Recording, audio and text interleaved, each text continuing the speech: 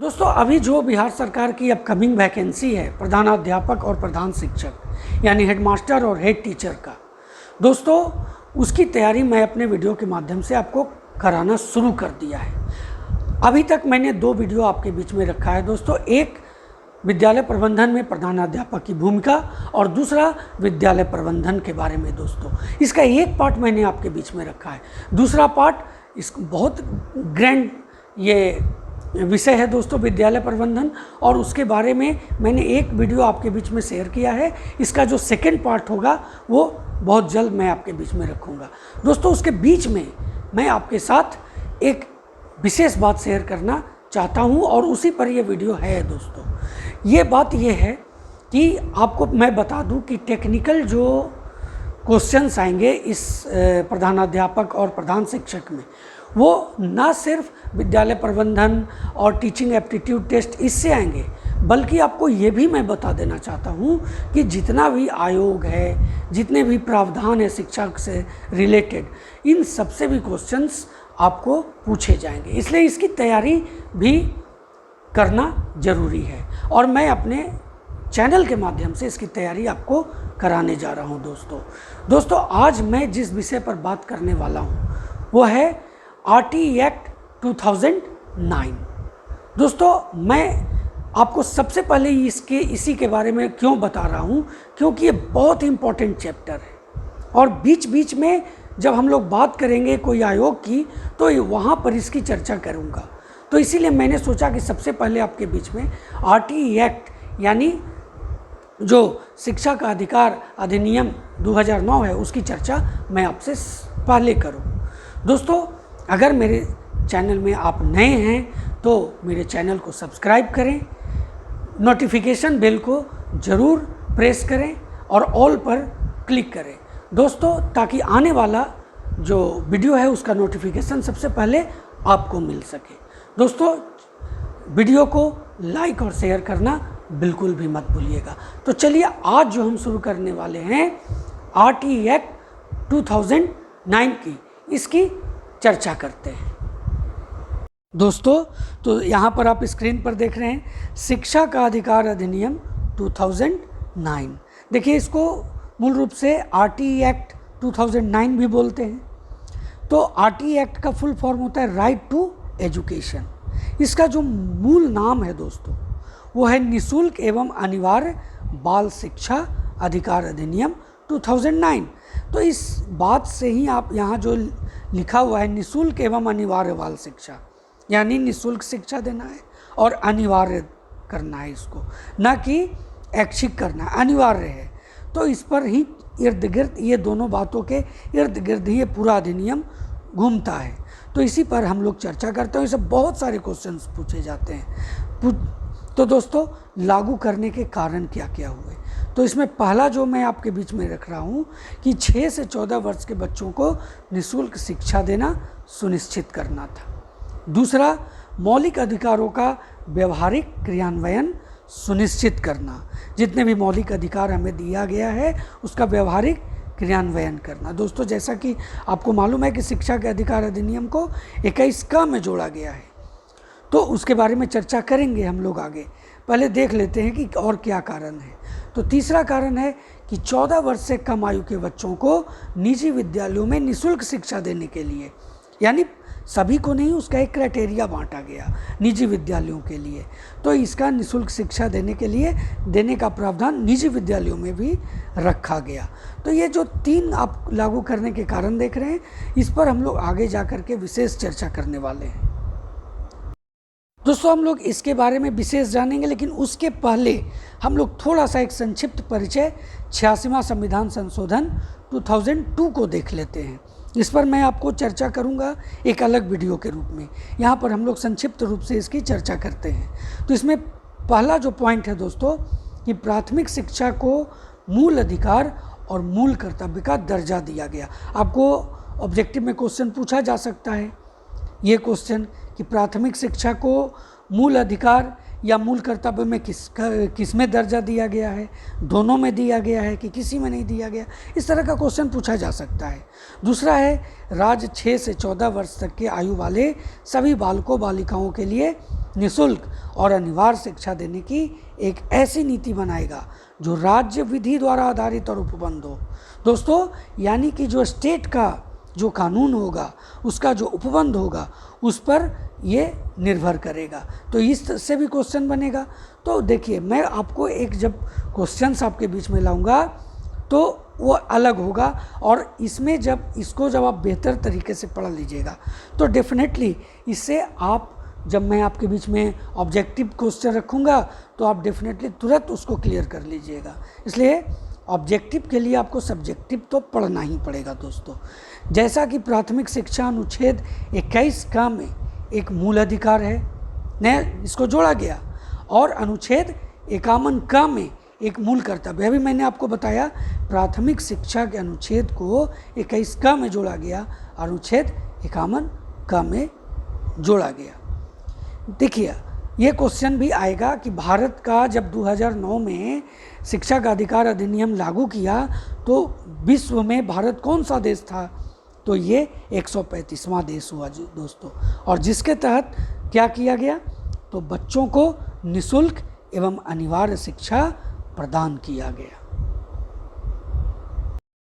देखिए, RT act 2009 लागू कब किया गया? एग्जैक्ट आपको मैं बता दूं तो 4 अगस्त 2009 को लोकसभा में बहुमत से ये पारित हो गया, और 1 अप्रैल 2010 को पूरे भारत में ये लागू हो गया दोस्तों। तो ये आपको क्वेश्चन जब पूछा जाएगा कि आरटी एक्ट 2009 लागू कब हुआ, तो ऐसे जब लागू की बात पूछेगा तो आपको बताना होगा 1 अप्रैल 2010 को। लोकसभा में कब पारित हुआ, ये भी क्वेश्चन पूछ दे सकता है। तो आरटी एक्ट 2009 की संरचना पर बात करना बहुत ज़रूरी है, क्योंकि इससे क्वेश्चन आएंगे दोस्तों। अब मैं अपने वीडियो के माध्यम से आपको सारी बातें बताना चाहता हूँ। हो सकता है वीडियो थोड़ा लंबा होता है, पर आपको ध्यान देने की बात है कि इसमें मूल चीज़ों को आपको बारीकी से पढ़ना पड़ेगा, तभी तो आप एकदम कॉन्फिडेंस से जा कर के एग्ज़ाम में सक्सेस हो पाइएगा। तो चलिए हम लोग इसकी बात करते हैं कि आरटी एक्ट 2009 की संरचना की अगर बात करें तो देखिए, इसमें 7 अध्याय है, 38 धाराएं हैं और एक अनुसूची है। दोस्तों, जब हम लोग अध्याय की बात करें तो 7 अध्याय जो आप देख रहे हैं यहाँ पर, मैं आपको एक एक करके बताता हूँ। तो इसमें देखिए क्या है कि पहला जो अध्याय है वो आरटी एक्ट का प्रावधान है। दूसरा जो है कि आरटी एक्ट का विस्तृत इसमें उल्लेख है दूसरे में। तीसरा में समुचित सरकार के अधिकारी वर्ग, माता पिता के अधिकार एवं दायित्व की चर्चा है। चौथे अध्याय में विद्यालय के मानक, शिक्षक के अधिकार, दायित्व, शिक्षक की योग्यता, इस पर बात की गई है। मैं आगे इसके बारे में बहुत सी चीज़ें आपको बताऊंगा, जब इसकी विशेषता बताऊंगा तो यह अध्याय अपने आप क्लियर होंगे। मैं आपको स्टेप बाय स्टेप अध्याय के बारे में बता रहा हूँ। 5वां जो अध्याय है कि पाठ्यक्रम निर्माण करने वाले अधिकारियों के जो सिलेबस निर्माण होगा दोस्तों, उसमें जो ऑफिसर्स होंगे के अधिकार एवं दायित्व क्या हैं। 6ठा अध्याय है कि बालक अधिकार संरक्षण अधिनियम 2005 का उल्लेख, जो बच्चों के अधिकारों को संरक्षण देता है। ये 7वां अध्याय है। उसके बाद है 6ठा अध्याय है। 7वां अध्याय है दोस्तों कि समुचित सरकार के अधिकार तथा प्रकीर्णन दिए गए हैं। पूरा जो सरकार है उसका क्या क्या वहाँ पर अधिकार है, उसका क्या क्या, वो किस तरह से उसको रिफ्लेक्ट करेगा, इन सब बातों को ये 7वें अध्याय में वर्णन किया गया है। सबसे ध्यान दीजिए, क्वेश्चन आ सकता है कि आरटी एक्ट 2009 है, उसमें सबसे छोटा अध्याय कौन है? तो आपको बता देता हूँ, पहला अध्याय सबसे छोटा है और सबसे बड़ा चौथा अध्याय है, जिसमें क्या क्या चीज़ की चर्चा है? तो विद्यालय के मानक, शिक्षक के अधिकार, दायित्व, शिक्षक की योग्यता, बहुत एसेंशियल है, इसीलिए तो ये बड़ा है। दोस्तों, अब हम लोग बात करेंगे आरटी एक्ट 2009 की विशेषता के बारे में। ये मैंने आपको पॉइंट वाइज यहाँ दिया है और इसका मैं पॉइंट के साथ इसका पूरा डिस्क्रिप्शन आपके बीच में रखूँगा। देखिए, इसमें जो सबसे पहला है कि निःशुल्क और अनिवार्य शिक्षा, तो आप जान लीजिए कि किसी भी वर्ग के, यहाँ पर कोई ज़रूरी नहीं है कि SC ST OBC जनरल, उसके लिए अलग अलग, सभी के लिए, सभी का के बालक और बालिकाओं को यह अधिकार होगा कि वो अपने जो एलिमेंट्री एजुकेशन है, जो प्रारंभिक शिक्षा है, वो आसपास के किसी भी विद्यालय से निःशुल्क प्राप्त कर सकते हैं, बशर्ते यह बालक और बालिका 6 से 14 वर्ष के अंतराल में आते हों। दूसरा पॉइंट आपकी स्क्रीन पर नज़र आ रहा है दोस्तों, प्रवेश न दिए गए बालकों को या जो प्राथमिक शिक्षा पूरी नहीं की है के लिए क्या उपबंध है। तो बहुत ध्यान से देखिएगा इसको।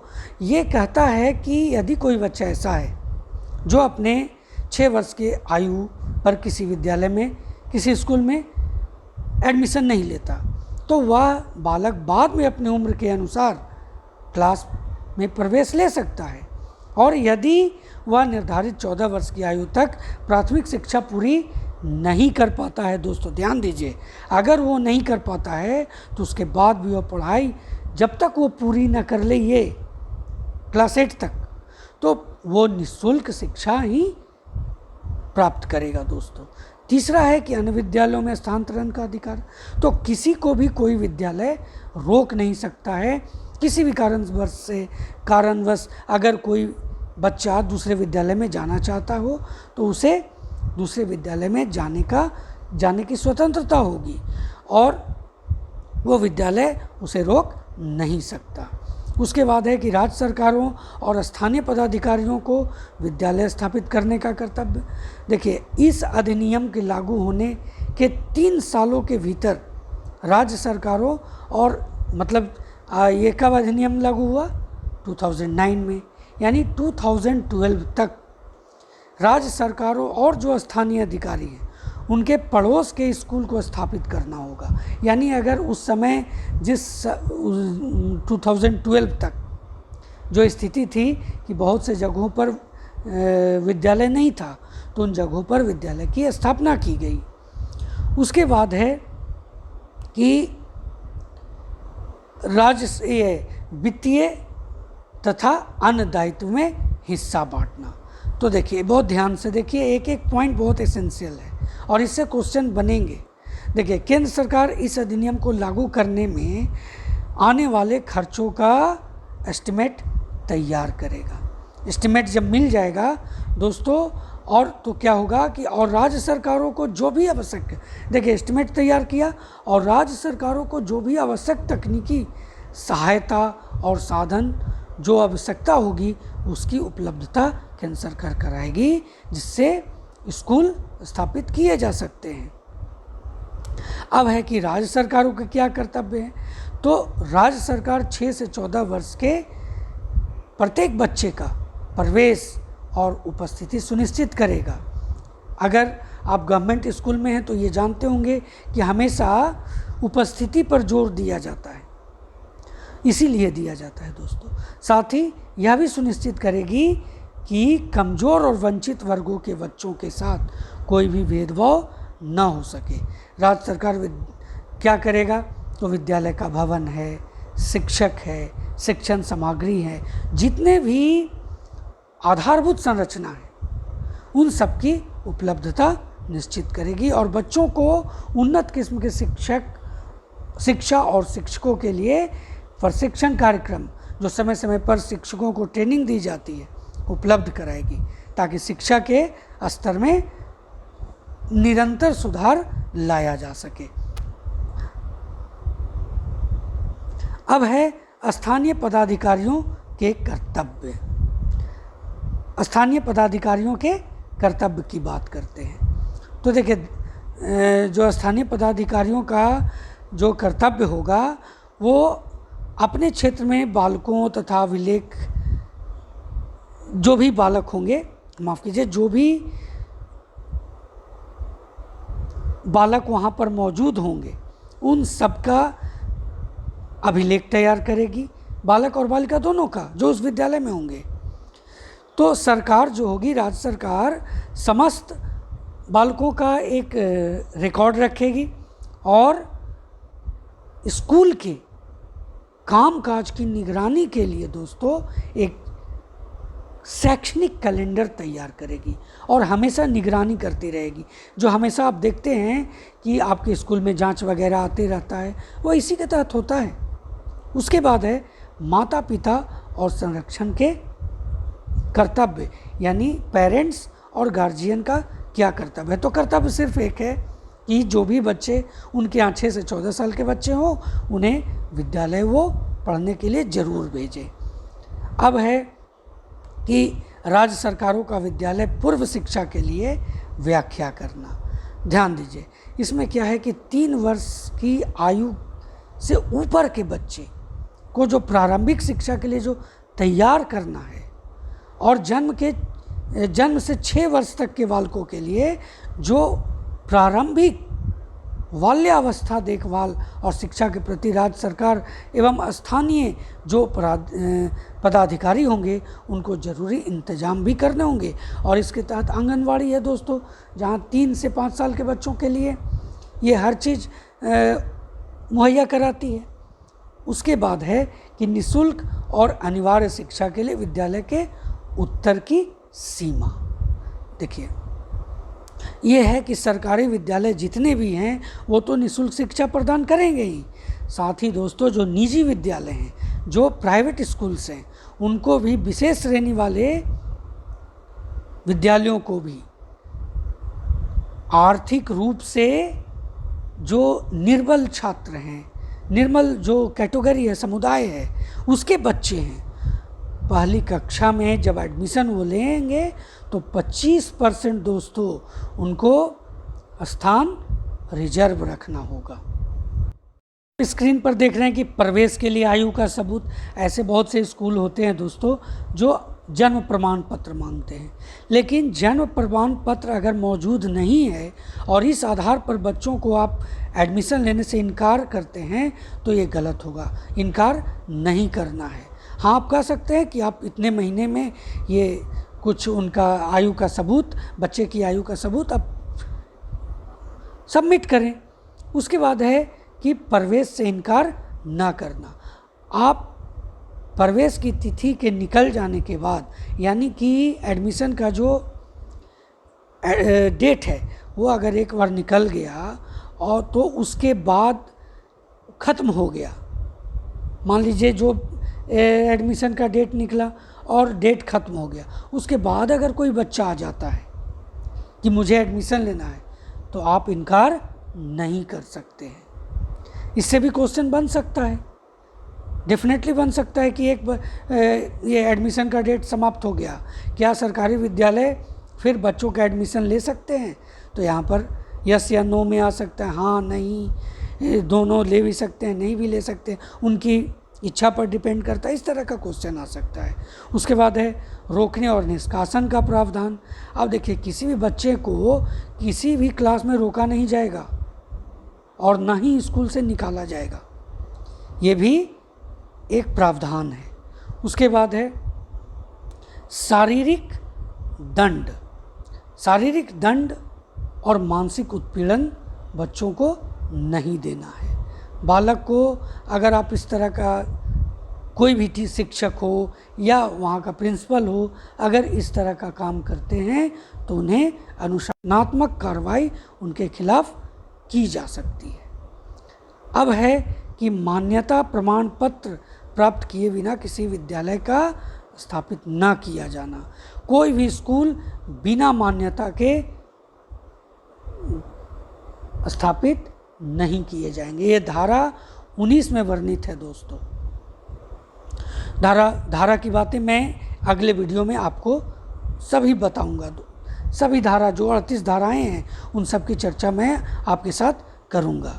उसके बाद है विद्यालय के मान और मानक। ये देखिए, जो स्कूल अधिनियम लागू होने से पहले स्थापित हो चुके और निर्धारित मानक को पूरा नहीं करते हैं तो उन्हें 3 वर्ष के अंदर, यानी अगर 9-10 में ये लागू हुआ पूरे हिंदुस्तान में, तो 13 तक उन्हें ये काम कर लेना था। अब है कि अनुसूची का संशोधन करने की शक्ति। तो केंद्रीय सरकार दोस्तों अधिसूचना द्वारा किसी मान और मानकों की अनुसूची में परिवर्तन या लोप करके उसका संशोधन भी कर सकती है। उसके बाद है विद्यालय प्रबंधन समिति। दोस्तों मैं आपको एक चीज़ और यहाँ पर बता दूँ कि विद्यालय प्रबंधन समिति पर मैं आपको अगले वीडियो में पूरा क्लियर करूँगा, तो फिर भी इसके बारे में मैं आपको बता दूँ कि इसके अंतर्गत क्या है। शिक्षा के अधिकार अधिनियम के तहत कि अनुदान न पाने वाले निजी स्कूलों को छोड़कर जितने भी और सरकारी हैं जिनको अनुदान मिलता है, वित्त रहित जो स्कूल हैं, उन सबको प्रबंधन समिति का गठन करना होगा, जिसमें जनप्रतिनिधि, अभिभावक और शिक्षक शामिल होंगे। और ये क्या करेगा, तो स्कूल के मॉनिटरिंग करेगा, कामकाज की देखरेख करेगा। अब है विद्यालय विकास योजना। अब इसमें क्या है कि देखिए, विद्यालय के विकास के लिए जितने भी योजनाएं होंगी उसकी संस्तुति करने का कार्य करेगी विद्यालय विकास योजना। अब है शिक्षकों की नियुक्ति के लिए योग्यता और सेवा के निबंधन और शर्तें। अब देखिए इसमें क्या है कि शिक्षकों की नियुक्ति के लिए न्यूनतम योग्यता का निदान केंद्र सरकार के द्वारा किया जाएगा, और इसी के तहत जो टीटी वाले शिक्षक हुए उनको उनकी जो बहाली हुई वो इसी के तहत हुई दोस्तों। उसके बाद है छात्र शिक्षक अनुपात। तो छात्र शिक्षक अनुपात जो है पहले है कि 40:1 था, उसके बाद 30:1 इस तरह का रखा गया। तो इसके तहत जहाँ पर ज़्यादा हैं वहाँ पर 40:1, जहाँ पर कम बच्चे हैं वहाँ पर 30:1 के लेकर के चला जा सकता है। विशेषता है दोस्तों इसके तहत कि शिक्षकों की रिक्तियों का भरा जाना, और निरंतर देख रहे हैं इस पर काम होते रहा है, हमेशा शिक्षकों की बहाली होती रहती है, और यही आरटीई एक्ट 2009 की विशेषता का ये एक उपबंध है। अब है कि गैर शैक्षिक प्रयोजन के लिए शिक्षकों का अभिनियोजित किए जाने का प्रतिषेध, लेकिन इस पर काम नहीं हुआ है। ऐसा इसमें कहा गया है कि गैर शैक्षिक कार्यों में शिक्षकों को न लगाया जाए, लेकिन चूँकि कर्मचारियों की कमी और कहीं ना कहीं एक चीज़ और देखा जाता है कि शिक्षकों में जिस तरह का एक विशेष गुण होता है किसी कार्य को सही तरीके से संचालित करना, इसका भी एक रीज़न है कि इन्हें गैर शैक्षिक कार्यों में न चाहते हुए भी इस एक्ट का मतलब विरोध होता है, वहाँ पर फिर भी लगाया जाता है। अब है पाठ्यक्रम और मूल्यांकन प्रक्रिया।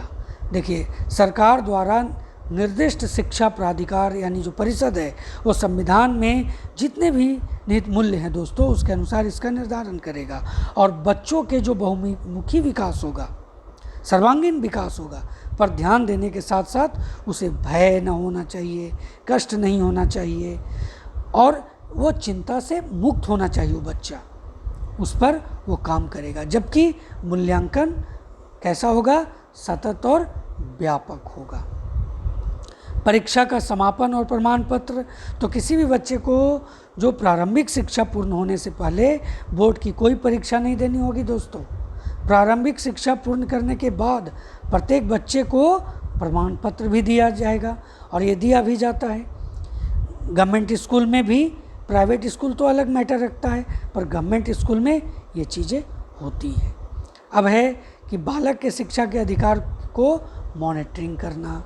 अब बाल शिक्षा संरक्षण आयोग अधिनियम जो 2005 है दोस्तों, इस पर भी चर्चा करेंगे। दोस्तों मैंने आपको बताया जितना भी आयोग है उन सबसे क्वेश्चन हमें आना पड़ेगा, एक विशेष तैयारी करनी पड़ेगी। तो इसके तहत इस प्रावधान के अंतर्गत जो गठित राष्ट्रीय राज्य बाल संरक्षण आयोग है दोस्तों, इस अधिनियम के तहत जितने भी अधिकारों का ऊपर शिक्षण और देखभाल की समीक्षा करेगी। अगला है शिकायतों को दूर करना। इसमें क्या है कि किसी भी बच्चे को, जो संरक्षण आयोग है, बाल संरक्षण आयोग, वो निःशुल्क और अनिवार्य शिक्षा के बच्चों के अधिकार के संबंध में किसी तरह का भी अगर शिकायत मिलता है तो उसकी जांच करेगी। अब है राष्ट्रीय सलाहकार परिषद का गठन। तो ये इसका गठन जो है केंद्र सरकार करेगी और इसका काम जो होगा अधिनियम के प्रावधानों को प्रभावी रूप से लागू करना और इसके बारे में केंद्र सरकार को परामर्श देते रहना। अब एक राज्य सलाहकार परिषद भी है, उसका भी गठन है। तो देखिए इसमें क्या है कि प्रस्तावित राज्य सलाहकार परिषद का गठन राज्य सरकारें करेंगी और इसका काम अधिनियम के प्रावधानों और प्रभावकारी ढंग से लागू करना और राज्य सरकार को परामर्श देते रहना है। अब है निर्देश जारी करने की शक्ति।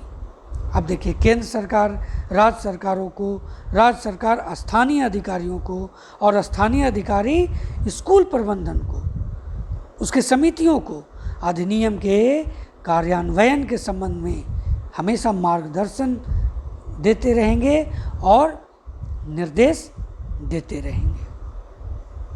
अब है कि अभी नियोजन के लिए पूर्व मंजूरी। तो इसमें क्या है कि इसमें धारा 13, 18, 19 के तहत ये दंडनीय अपराध है जो इसका पालन नहीं करता है। तो अभियोजन समुचित जो सरकार है, सरकारी अधिकारी की पूर्व मंजूरी को करना संशोधित नहीं किया जाएगा। उसके बाद है कि श्रद्धा पूर्वक की गई कार्रवाई के लिए संरक्षण। देखिए अगर कोई जो है इस अधिनियम के तहत कोई जो नियम बनाए गए हैं और जो आदेशों के पालन सरकार, आयोग, स्थानीय अधिकारी, संकुल प्रबंधक समितियां, अधिनियम से जुड़े किसी व्यक्ति द्वारा सच्चे विश्वास के साथ किए गए कार्यों पर कोई मुकदमा अगर आता है तो वैश्विक प्रक्रिया नहीं चलाई जा सकेगी, जो श्रद्धापूर्वक कार्य होंगे। अब है कि राज्य सरकार को नियम बनाने की शक्ति दी गई है। तो राज्य सरकार अधिनियम के उपबंधों के कार्यान्वयन के लिए नियम अधिसूचना द्वारा बना सके। सीधे सीधे समझ लीजिए कि राज्य सरकार जो है वो विद्यालय के लिए, विद्यालय के शिक्षकों के लिए और विद्यालय शिक्षा समितियों के लिए वो नियम बनाने की शक्ति राज्य सरकारों को दी गई है केंद्र सरकार की तरफ से। यही है दोस्तों RT एक्ट 2009 और उसकी विशेषताएं। अगले पार्ट में हम लोग इससे रिलेटेड और वीडियो में कुछ नई चीज़ों के बारे में जानकारी हासिल करेंगे। जय हिंद।